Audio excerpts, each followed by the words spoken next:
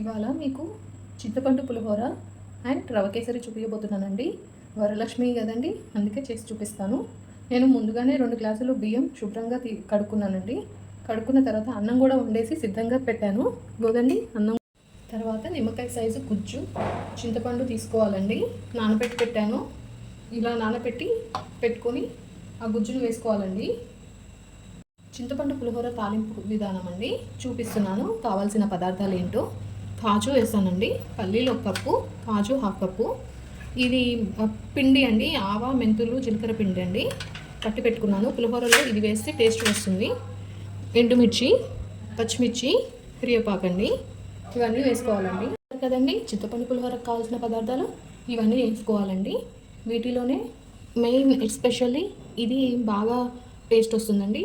ఇది ఆవా, జీలకర్ర, మెంతులు, కొంచెం పప్పులు కూడా వేయాలండి. కొద్దిగా మిరియాలు కూడా వేసాను. టేస్ట్ టెంపుల్ స్టైల్లో వస్తుంది. మంచి టిప్ అండి ఇది. ముందుగా స్టవ్ ఆన్ చేసుకుందామండి. ప్యాన్ పెట్టి స్టవ్ ఆన్ చేసుకుందామండి. ప్యాన్ హీట్ అయ్యాక 1/2 కప్ ఆయిల్ పోస్తున్నానండి. వేడెక్కాక 1 కప్పు పల్లీలు వేస్తున్నానండి. తర్వాత కొంచెం వేయించాలండి పల్లీలను. తర్వాత కాజు కూడా వేస్తున్నానండి. తర్వాత ఎండుమిర్చి, పచ్చిమిర్చి వేస్తున్నానండి. తర్వాత ఒకసారి కలుపుకోవాలండి. తర్వాత 2 స్పూన్ల తాలింపు గింజలు వేస్తానండి. 2 స్పూన్లు పడతాయండి. తర్వాత కలుపుకున్నానండి. తాలింపు గింజలు వేసిన తర్వాత కరివేపాకు వేస్తున్నానండి. తర్వాత చింతపండు గుజ్జు వేస్తున్నానండి. పసుపు వేస్తున్నానండి. 1 స్పూన్ అంత కలిపి వేస్తున్నానండి.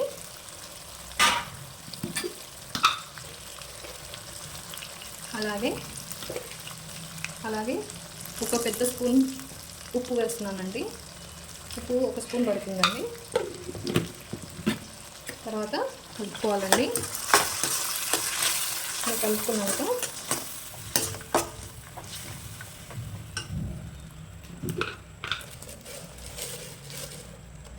ఇందులో మిరియాలు వేస్తున్నానండి.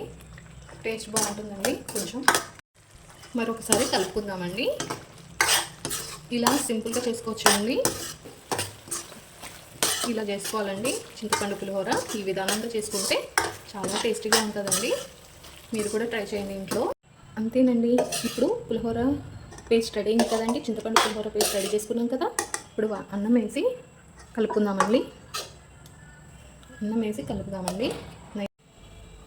ఇంతేనండి, ఎంతో టేస్ట్ఫుల్ పులిహోర రెడీ అయిపోయింది.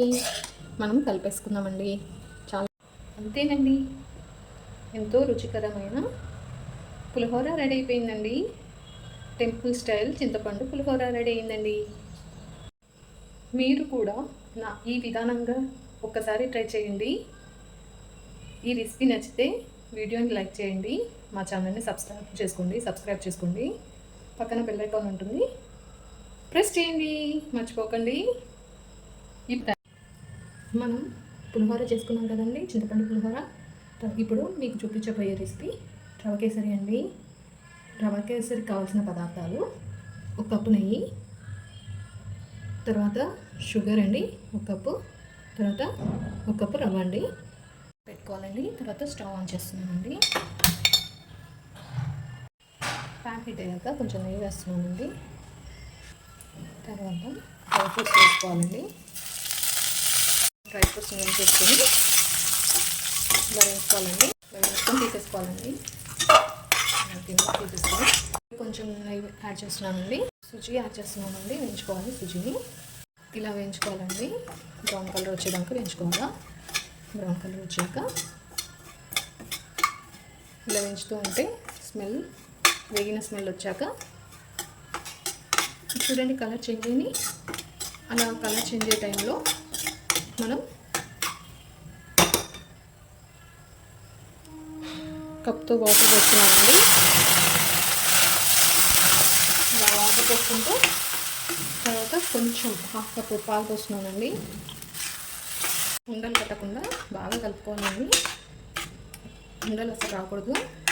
ఇలా పాలు వాటర్ పోసాక ఈ ఉండలు లేకుండా కలుపుకుంటూ ఉండాలండి. తర్వాత 1 కప్పు షుగర్ వేస్తున్నానండి. చూడండి ఇలా షుగర్ వేసుకొని బాగా కలుపుకోవాలండి. ఆ టైంలో కొంచెం ఇలాచీ వేస్తున్నానండి. కొన్ని ఇలా ఉడికాక మనం ఇలాగ వేయించి పెట్టుకున్నాం కదండి, ఆ డ్రై ఫ్రూట్స్ వేసుకోవాలండి. తర్వాత బాగా మిక్స్ చేసుకోవాలండి డ్రై ఫ్రూట్స్ కలిసేంత వరకు. ఇలా వేసుకొని కలుపుకోవాలండి. చూడండి గీ రిలీజ్ అవుతుంది. కొంచెం హై ఫ్లేమ్ పెట్టుకుందామండి. అంతేనండి, ఎంతో టేస్టీగా సింపుల్గా రవ్వ కేసరి కూడా రెడీ అయిపోయింది. చూడండి ఇలా చేయండి. నేను ఆఫ్ చేస్తున్నానండి స్టవ్. ఇలా చేసుకోండి.